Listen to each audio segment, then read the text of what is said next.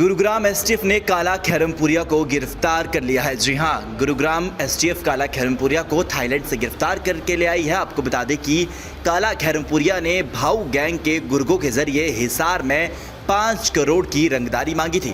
इसके अलावा 2 व्यापारियों से 2-2 करोड़ की रंगदारी मांगी थी। पिछले 8 साल से काला खैरमपुरिया देश से बाहर था। उसकी लास्ट लोकेशन पुर्तगाल बताई जा रही थी। वहां से बैठकर हरियाणा में अपराध को अंजाम दे रहा था।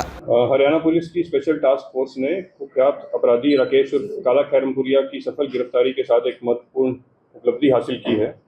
राकेश, जिसे काला खैरमपुरिया के नाम से भी जाना जाता है, एक गंभीर और हिंसक अपराधों में व्यापक रूप में शामिल था और सन 2020 में पैरोल पर रिहा होने के उपरांत भगौड़ा होकर पुलिस की गिरफ्त से बच रहा था। इस दौरान उसने भारत में रहते हुए और बाद में विदेशों जैसे यूएई, आर्मेनिया और थाईलैंड जैसे देशों में रहकर भारत में आपराधिक गतिविधियों को अंजाम देना जारी रखा। राकेश का आपराधिक रिकॉर्ड सन 2014 से शुरू हुआ और उसके ऊपर डकैती, लूट, हत्या और अवैध हथियार रखने जैसे अपराधों के लिए उपयोग अंकित किए गए। अंततः उसे 2015 में पुलिस थाना बादरा, जिला हनुमानगढ़ में एक मर्डर के केस में 2018 में आजीवन कारावास की सजा सुनाई गई और 2020 तक सजा काटने के बाद उसे पैरोल पर रिहा किया गया, परंतु उसने अभी कभी वापस रिपोर्ट नहीं किया। इस दौरान उसने गिरफ्तारी से बचते हुए हरियाणा और पड़ोसी राज्यों में अपनी आपराधिक गतिविधियों को और बढ़ाया। उसने सन 2021 में थाना भट्टूकला, जिला फतेहाबाद में गांव दरोली में एक हत्या की, परंतु तब भी पुलिस उसे गिरफ्तार करने में नाकामयाब रही और इस अभियोग में माननीय अदालत ने वर्ष 2023 में उसे एक उद्घोषित अपराधी घोषित किया। फर्जी तरीके से प्राप्त डॉक्यूमेंट्स यूज करके उसने पासपोर्ट बनवाया और 2023 की शुरुआत में देश से फरार हो गया और विदेश में अपने आपराधिक गिरोह का संचालन करने लगा। स्थानीय गिरोहों के साथ गठजोड़ कर हिंसक कृत्यों का अंजाम दिया।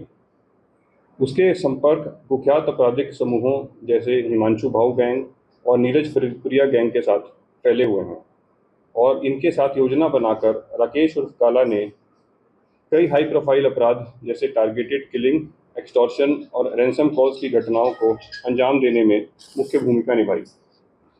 प्रमुख घटनाओं में दिसंबर 2023 में जिला सोनीपत के गांव में एक सरपंच की हत्या, इस साल जनवरी में गोहाना के एक प्रसिद्ध मिठाई की दुकान पर फायरिंग, मुरथल के एक ढाबे पर दिन दिहाड़े हत्या और पिछले महीने दिल्ली के राजौरी गार्डन में एक बर्गर किंग नाम के आउटलेट पर निर्ममता से एक व्यक्ति की हत्या में मुख्य भूमिका निभाई।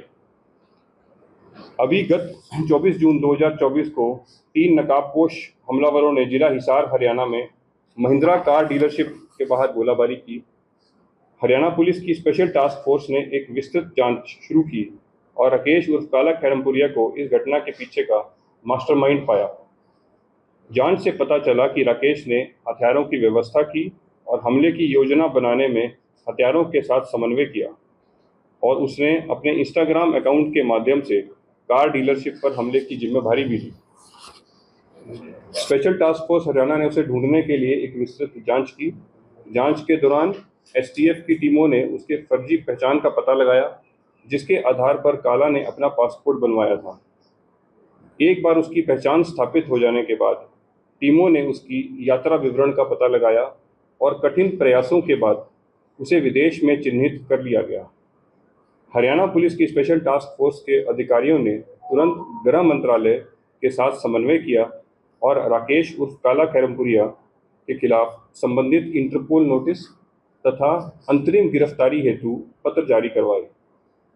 गृह मंत्रालय ने मामले को तुरंत संज्ञान में लिया और भारत और विदेश में विभिन्न एजेंसियों के साथ समन्वय स्थापित किया। इसी बीच एसटीएफ की टीमों ने उसका पासपोर्ट, जिसे उसने फर्जी तरीके से प्राप्त किया था, उसको रद्द करवाया गया और संबंधित कानून प्रवर्तन एजेंसियों के साथ गृह मंत्रालय के माध्यम से उसकी पहचान और आपराधिक रिकॉर्ड स्थापित करने वाले आवश्यक कानूनी दस्तावेज साझा किए गए। इस सहयोगात्मक प्रयास के कारण राकेश उर्फ काला के विदेश से भारत लाया जा सका। फिर एसटीएफ की टीम ने पहले से जारी करवाए गए लुकआउट सर्कुलर के आधार पर राकेश उर्फ काला को कल रात दिल्ली एयरपोर्ट में हिरासत में लिया। विस्तार से पूछताछ करने के उपरांत राकेश उर्फ काला को विधिवत रूप से गिरफ्तार किया गया तथा आज उसे अदालत में पेश करके पुलिस रिमांड के लिए आवेदन किया जाएगा। राकेश उर्फ काला खैरमपुरिया की गिरफ्तारी हरियाणा पुलिस की अपराध नियंत्रण और राज्य में कानून व्यवस्था बनाए रखने की अटूट प्रतिबद्धता का दृढ़ संदेश देती है। पुलिस संगठित अपराध में शामिल व्यक्तियों का पीछा करने, उनके आपराधिक नेटवर्क को समाप्त करने और अपराधियों को कानून के पूर्ण बल का सामना कराने के अपने संकल्प में दृढ़ है। एक मैं इंग्लिश में किसी को इंग्लिश हाँ जी, इसमें रिवॉर्ड भी था 1.5 लाख। अलग अलग मामले में 25-25 का 2 जगह इनाम था। आपराधिक मामले पर कितने दर्ज हैं? इसके ऊपर 15 आपराधिक मामले दर्ज हैं।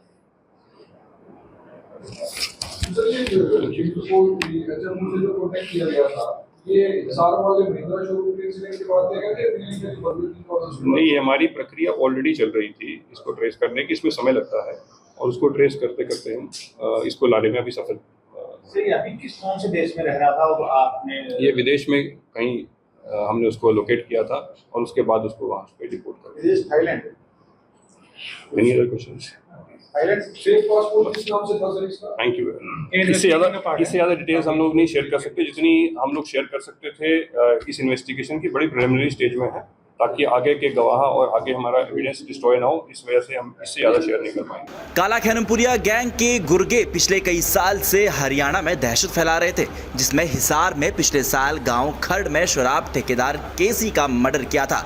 मर्डर के बाद काला खैरमपुरिया के इंस्टाग्राम पेज पर पोस्ट डालकर इस हत्याकांड की जिम्मेदारी ली थी। अब 24 जून को हिसार में महिंद्रा शोरूम में 5 करोड़ की रंगदारी मांगने के लिए 35 राउंड फायरिंग की गई थी। दैनिक सवेरा के लिए मोहित सैनी की रिपोर्ट।